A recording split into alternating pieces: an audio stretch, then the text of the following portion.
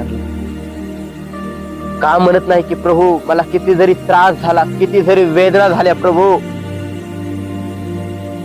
मी त्या गर्भामध्ये त्या येशूला स्वीकारलं.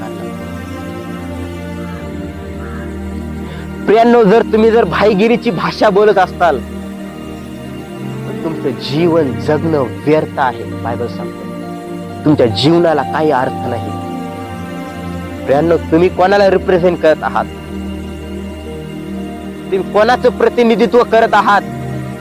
जो ते येशू ख्रिस्त त्या क्रूसावरती लटकवला आणि पण त्या तिसऱ्या दिवशी मेलेल्यातून पुन्हा जिवंत झाला, त्या येशू ख्रिस्ताचे तुम्ही अनुयायी, त्या येशू ख्रिस्ताचं तुम्ही प्रतिनिधित्व करा.